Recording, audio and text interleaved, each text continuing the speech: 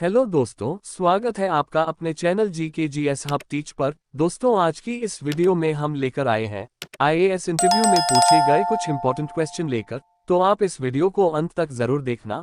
अगर आपको ऐसी वीडियो में रुचि है तो हमारे चैनल से जुड़े रहे। अगर आप हमारे चैनल पर नए हैं तो चैनल को सब्सक्राइब कर लीजिएगा। अगर वीडियो पसंद आए तो लाइक, शेयर, कॉमेंट जरूर करें। तो चलिए बिना देरी किए हुए वीडियो शुरू करते हैं। एग्जामिनर कैंडिडेट से प्रश्न पूछते हैं, अंग्रेजों ने दक्षिण भारत में अपनी पहली फैक्ट्री कहां और कब खोली?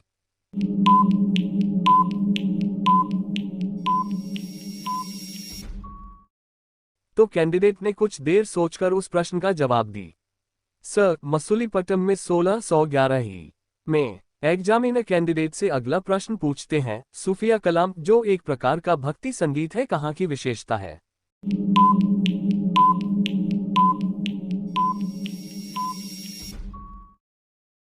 तो कैंडिडेट ने कुछ देर सोचकर उस प्रश्न का जवाब दी। सर, कश्मीर की।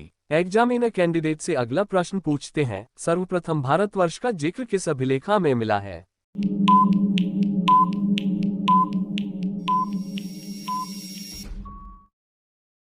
तो कैंडिडेट ने कुछ देर सोचकर उस प्रश्न का जवाब दी। सर, हाथी गुम्फा अभिलेख में। एग्जामिनर कैंडिडेट से अगला प्रश्न पूछते हैं, चैत्य किस धर्म के अनुयायियों का पूजा स्थल है?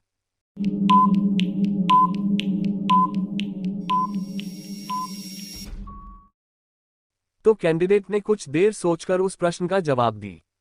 सर, बौद्ध धर्म के। एग्जामिनर कैंडिडेट से अगला प्रश्न पूछते हैं, हिंडाल को सोनभद्र में स्थापित करने का मुख्य कारण क्या था?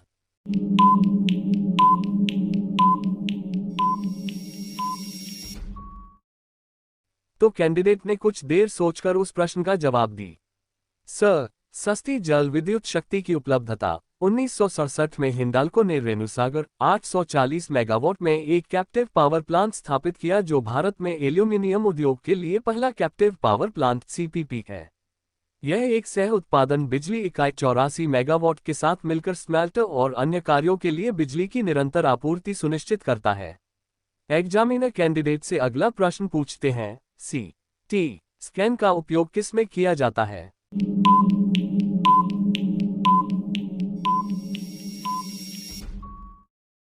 तो कैंडिडेट ने कुछ देर सोचकर उस प्रश्न का जवाब दी। सर, आंतरिक अंगों की एक साथ विभिन्न कोनों से तस्वीर लेने में। एग्जामिनर कैंडिडेट से अगला प्रश्न पूछते हैं, हम मानवता को वहां ले जाना चाहते हैं जहां न वेद है, न कुरान और न ही बाइबल। ये किसने कहा था?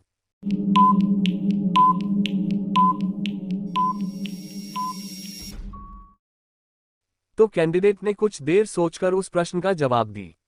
सर, स्वामी विवेकानंद ने। एग्जामिनर कैंडिडेट से अगला प्रश्न पूछते हैं, सूर्योदय उद्योग या सनराइज इंडस्ट्री का क्या मतलब है?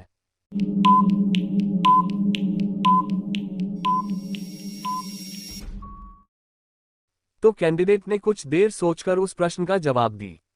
सर, कंप्यूटर दूर संचार तथा माइक्रो इलेक्ट्रॉनिक्स उद्योग। एग्जामिनर कैंडिडेट से अगला प्रश्न पूछते हैं, अरुविले आश्रम कहाँ है?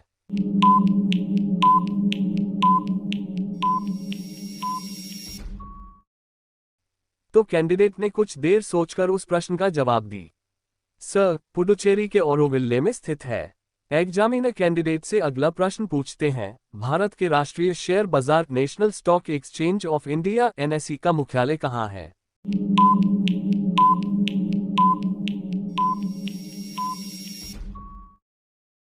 तो कैंडिडेट ने कुछ देर सोचकर उस प्रश्न का जवाब दी।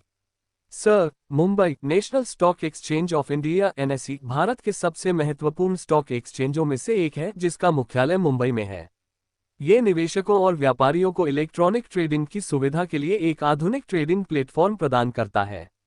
एग्जामिनर कैंडिडेट से अगला प्रश्न पूछते हैं, सर्वप्रथम कौन सा ग्रंथ यूरोपीय भाषा में अनुवादित हुआ?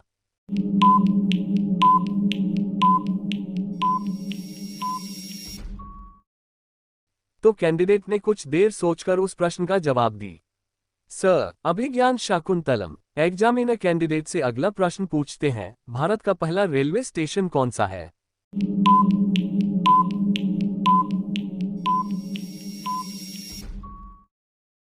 तो कैंडिडेट ने कुछ देर सोचकर उस प्रश्न का जवाब दी। सर, छत्रपति शिवाजी टर्मिनस 1878 मुंबई में। एग्जामिनर कैंडिडेट से अगला प्रश्न पूछते हैं, हॉकी का पहला महिला विश्व कप कब आयोजित किया गया?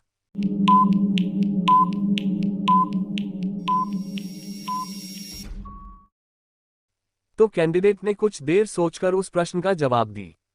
सर, 1974 में फ्रांस के मंडेलियू में आयोजित किया गया था। एग्जामिनर कैंडिडेट से अगला प्रश्न पूछते हैं, स्वतंत्रता आंदोलन में सरदार पटेल का सबसे पहला और बड़ा योगदान किस में हुआ?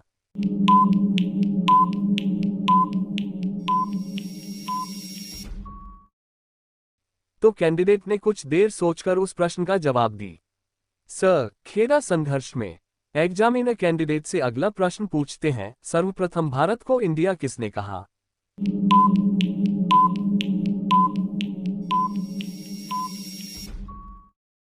तो कैंडिडेट ने कुछ देर सोचकर उस प्रश्न का जवाब दी।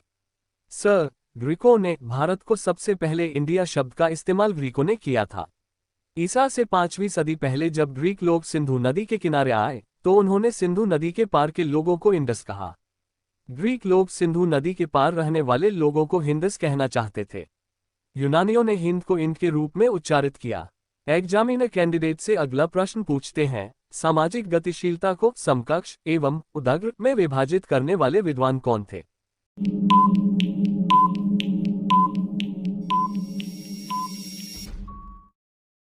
तो कैंडिडेट ने कुछ देर सोचकर उस प्रश्न का जवाब दी। सर, सोरोकिन थे।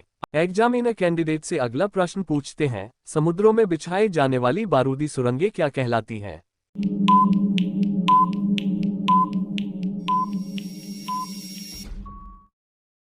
तो कैंडिडेट ने कुछ देर सोचकर उस प्रश्न का जवाब दी। Sir, magnetic mines. Examiner candidate से अगला प्रश्न पूछते हैं, स्वतंत्रता के पूर्व राष्ट्रीय आय का सर्वप्रथम अनुमान किसने लगाया था?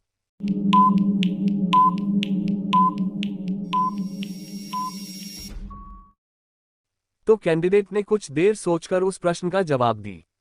सर, दादा भाई नौरोजी ने। एग्जामिनर कैंडिडेट से अगला प्रश्न पूछते हैं, हड़प्पा संस्कृति से संबंधित स्थल रंगपुर किस राज्य में है?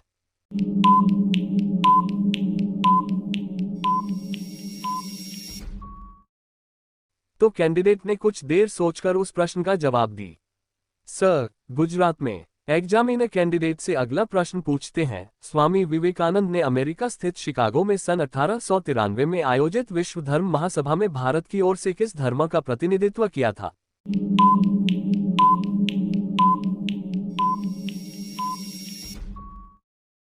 तो कैंडिडेट ने कुछ देर सोचकर उस प्रश्न का जवाब दी। सर, सनातन धर्म की। स्वामी विवेकानंद ने साल 1893 में अमेरिका के शिकागो में आयोजित विश्व धर्म संसद में हिंदू धर्म का प्रतिनिधित्व किया था। इस सम्मेलन में उन्होंने एक पथ प्रदर्शक भाषण दिया था जिसकी दुनिया भर में सराहना हुई थी। एग्जामिनर कैंडिडेट से अगला प्रश्न पूछते हैं, सामाजिक परिवर्तन के चक्रीय सिद्धांत के प्रवर्तक कौन थे?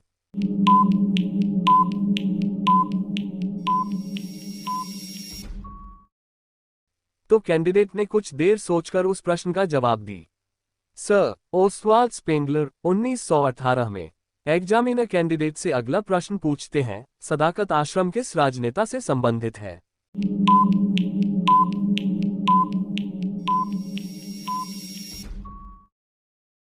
तो कैंडिडेट ने कुछ देर सोचकर उस प्रश्न का जवाब दी।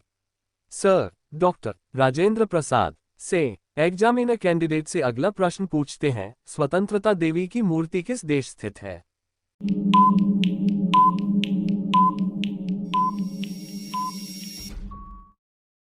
तो कैंडिडेट ने कुछ देर सोचकर उस प्रश्न का जवाब दी। सर, अमेरिका के न्यूयॉर्क में, जिसे स्टैच्यू ऑफ लिबर्टी कहते हैं। एग्जामिनर कैंडिडेट से अगला प्रश्न पूछते हैं, सांसद स्थानीय क्षेत्र विकास योजना कब प्रारंभ की गई?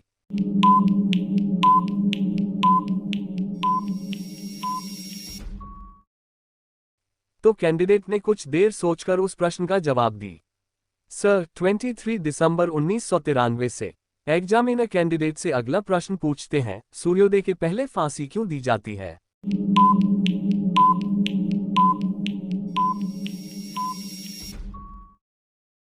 तो कैंडिडेट ने कुछ देर सोचकर उस प्रश्न का जवाब दी।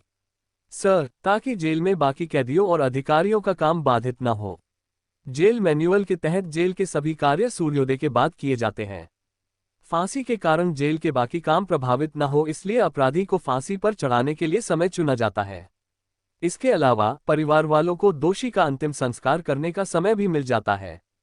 मेरे इस वीडियो को देखने के लिए आपका बहुत बहुत धन्यवाद और साथ ही इस GKGS हब टीच चैनल को सब्सक्राइब कर वीडियो को लाइक और शेयर करना ना भूलें। धन्यवाद।